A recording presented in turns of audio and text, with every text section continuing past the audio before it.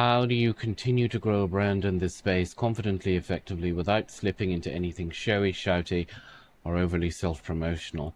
I have an advisory business and I love helping people quietly, but I also want to grow. That's from Andrew.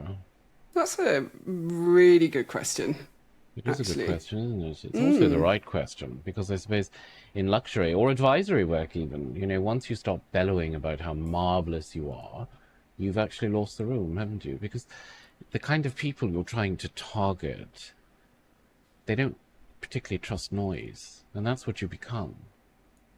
Yeah. I mean, they notice it, don't they? Like if you start waffling on about, I don't know, how brilliant you are and trying to be like a teenager who's got this side hustle of like eBay or YouTube or something, you can see, like, you can smell it from a distance, or like their BO, right? Like you can smell it from a distance that they're trying really, really hard to sell to you. I see it on YouTube all the time. Or like those gurus, and I say gurus like this, who say that you can make like a gazillion pounds in 30 days. You just sign up to their course, Right, right? It's that. exactly. Do you remember those ab machines from the 90s? No, That they like, would say, yes, you can have perfect abs in 30 days. oh my And God. yeah, they were infomercials. They were fabulous. They had very good looking models on them. Oh, But abs, not ads. yes, Yeah. abs. So, Yes. but you're right, in this particular space, the signal has to be, well, it has to be quiet enough that the right people feel clever for picking it up. And the way you do that is by showing the thinking, not the actual outcome. So you talk about patterns that you've noticed, shifts in clients' behavior, Right. little insights, Yeah. that sort of thing, that only someone from your vantage point is going to see. Yeah, because it's much better, isn't it, to like make the expertise visible without pointing to yourself with that like neon sign. That thing when people go, I'm an expert, and they've got this big flashy sign, and it's just so tacky and cringe, right? Yeah, it's so tacky. But you also, don't forget, you're building a library. And the thing is, you're not just posting for today's engagement. You're also creating this whole body of work so that when somebody's deciding whether you're the real thing or not, then they've got months or years of your brain to browse through, right?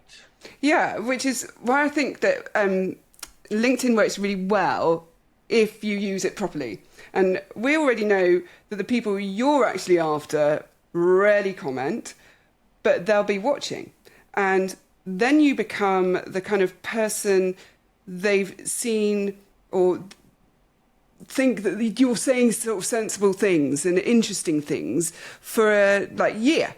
And then one day they need you. That kind of, yeah, one day, not There. tomorrow. And Yeah. YouTube also works really well in the same Oh, way. right. And because YouTube gives you depth, doesn't it? So you can't really show nuance in a really snappy LinkedIn post.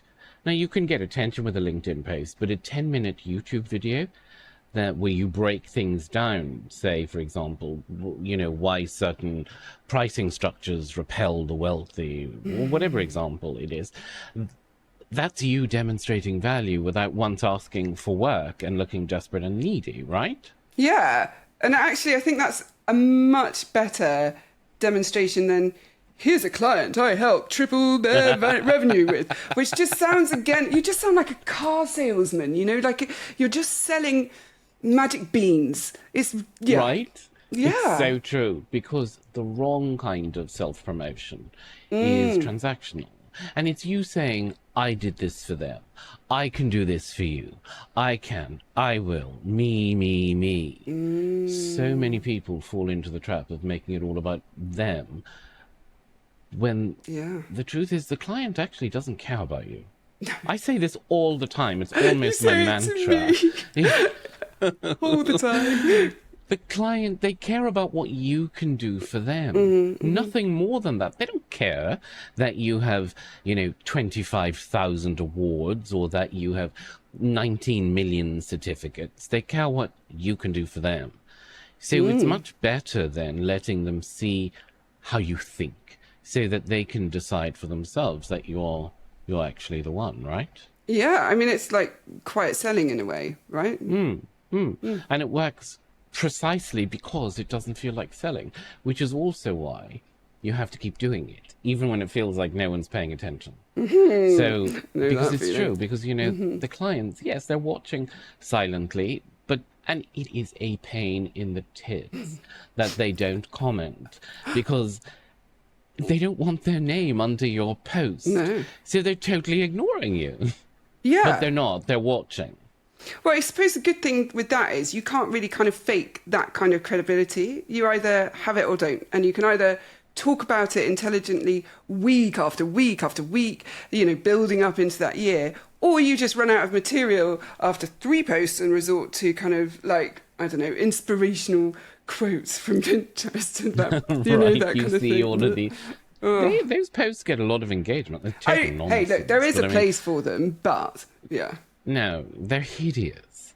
But and it's when you start to do this that people smell desperation, don't they? Yeah. If you're growing quietly, you need discipline. So Yeah. 1 or 2 good, intelligent pieces a week, every week, is a good start.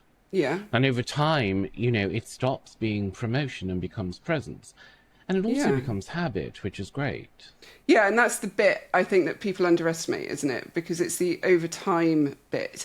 And I think you and I have both seen this because people expect one post to bring in business next week and they're selling 500 units of whatever it is that they've got. And then when it doesn't, might be guilty of it, they just give up. And I mean, I've definitely fallen into that trap myself.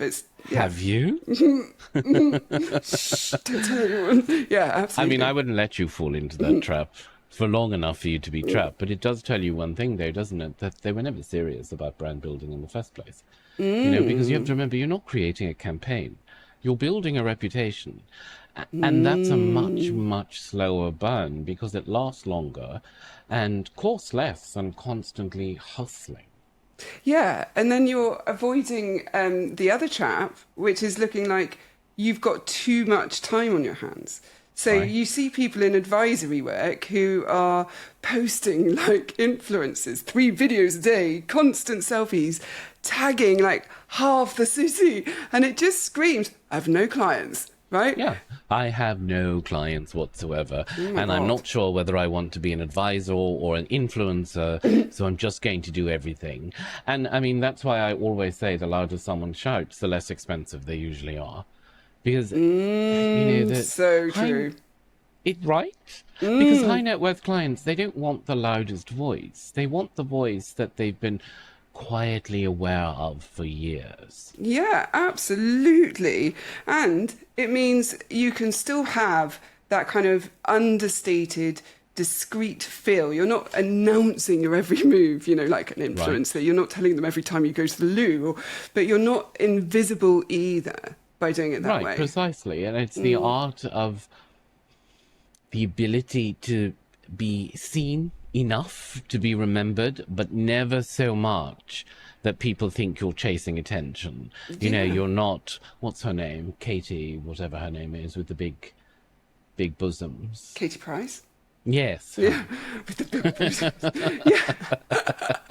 I thought you were going to say Taylor Swift, to be honest, and I was thinking about a conversation I overheard her have with Kanye West. Like, there was a recording of her talking about being oversaturated and overexposed, and it's that if you come away and stay in where you're talking about it, it's actually quite freeing, and it means that you can grow without doing anything that makes you kind of cringe and like uncomfortable.